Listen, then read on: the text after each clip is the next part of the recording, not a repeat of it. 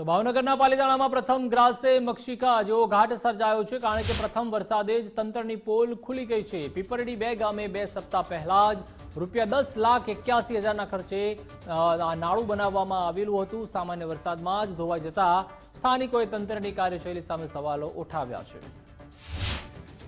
જે હેઠે કોલિંગ બોલું ભરવું પડે, કોપિંગ એને ભર્યું નથી ક્યાંય, ભૂંગા એમના મેં મૂકી દીધા છે, બરોબર ને એમાંય ભાંગલાય ભૂંગા છે। કોપી વગરના ભૂંગા મેં ક્યાં લોખંડ વાપર્યું નથી, દિવાલે જૂની છે। કેટલા સમય પહેલા બનેલું? 10 થી 15 જમણ પહેલા બનેલું છે ને આમાં હાવ ખાડાઈ પડી ગયા હતા, લોખંડે ક્યાંય નાખ્યું નથી, એને રિપેરિંગ કામ એને કાલે જ કર્યું।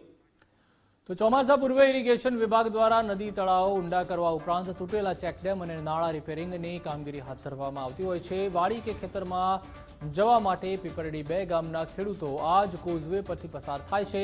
દર વર્ષે પડતી હાલાકીને જોતા તેમણે નાળું બનાવવાની માંગ કરી હતી, જે પ્રશાસને સ્વીકારી પણ હતી। જો કે ખાનગી એજન્સીને સોંપવામાં આવેલું કામ ગણતરીના દિવસોમાં જ ભ્રષ્ટાચાર તેમાં સામે આવ્યો હતો। આવીને નિરીક્ષણ કર્યું તો આ નાળાનું એસ્ટિમેટ કાયદેસરનું ₹10,81,000 બનાવવામાં આવ્યું છે। એ એસ્ટિમેટનો 10% ખર્ચ આ નાળાની અંદર કરવામાં આવ્યો નથી। બીજી બાબતમાં તમને ધ્યાન દોરું કે આ નાળાની નીચે એક કોઝવે પુલ ચાલુ હતો જ, એ કોઝવે પુલની દિવાલ યથાવત રાખવામાં આવી છે। જૂના ભૂંગળા હતા એ આજુબાજુના ખેડૂતોને બ્લેક મનીથી વેચવામાં આવ્યા છે। અહીંયા ખેડૂતોને આપવામાં આવ્યું છે ₹3,000 લઈને એક ભૂંગળું આપવામાં આવ્યું છે। આમાં કોઈ દૂધે ધોયેલા નથી, કોન્ટ્રાક્ટર એક આમાં દોષિત નથી।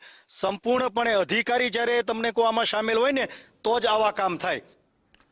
મહત્વનું છે કે એક તરફ કોન્ટ્રાક્ટર અને બીજી તરફ અધિકારીઓ સામે જ્યારે સવાલ ઉઠી રહ્યા છે, ત્યારે જવાબદાર અધિકારીનું કહેવું છે કે જે એજન્સીએ નબળી કામગીરી કરી છે તેમણે તંત્રની જાણ બહાર જ કરી છે, તેથી તે એજન્સીને નોટિસ પણ પાઠવી છે।